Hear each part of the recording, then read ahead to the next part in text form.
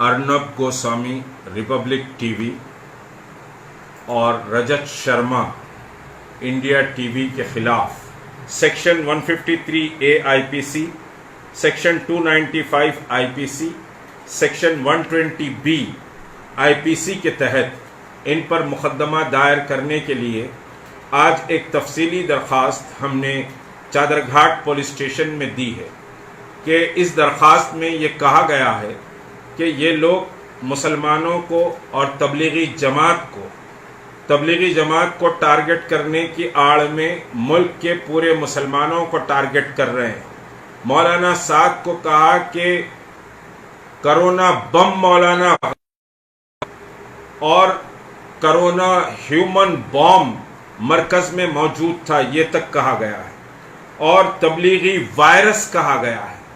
तो ये जो जुमले समझिए कि कहे गए हैं, और करोना टेररिज्म कहा गया, तालिबान कहा गया, तो ये जो समझिए कि ज़बान इस्तेमाल की गई और जिस तरह से बहुत सारी बातें इन चैनल्स पर की गई हैं, तो उसके खिलाफ तहरीक मुस्लिम शब्बान सख्त समझिए कि एक्शन लेने के लिए आज पुलिस अथॉरिटीज़ से एक दरख्वास्त पुलिस अथॉरिटीज़ को दी है और ये लड़ाई की इब्तिदा हमने की है।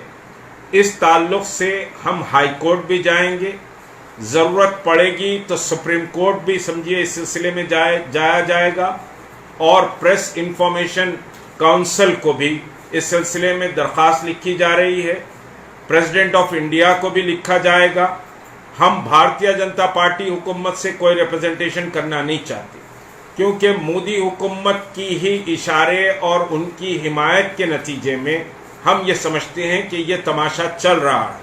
हिंदुस्तान के हर रियासत के मुसलमानों से दरख्वास्त करता हूं कि इनके खिलाफ अपनी अपनी रियासतों में मुकदमा दायर किए जाएं, और मुकदमा दायर करने के लिए कोई ऐसा नहीं है कि ये मुकदमा दायर नहीं कर सकते। इन्होंने नफरत का कारोबार किया है, इन्होंने मुल्क को समझिए कि मजहब की बुनियाद पर बांटने की कोशिश की है। इस पर बहुत समझिए कि सॉलिड प्रूफ मौजूद है, उस पर मुकदमा दायर हो सकता है, और उसकी कॉपी भी हम सोशल मीडिया पे अपलोड कर रहे हैं कि आप समझिए कि किस तरह से मुकदमा दायर किया जाए, वो देख सकते हैं।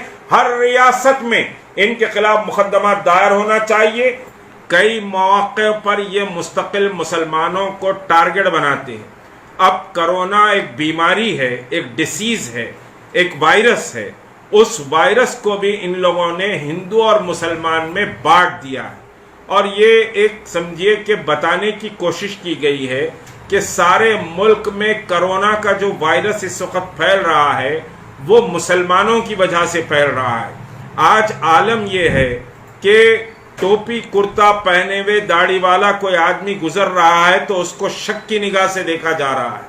बहुत से अजला से, खुद तेलंगाना के कई अजला से मुझे इत्तलात मिली हैं कि मुसलमान जो वेजिटेबल वेंडर है, मुसलमान जो समझिए कि फ्रूट वेंडर्स हैं, उनके पास से गैर मुस्लिम भाई खरीदी के लिए भी आगे पीछे हो रहे हैं।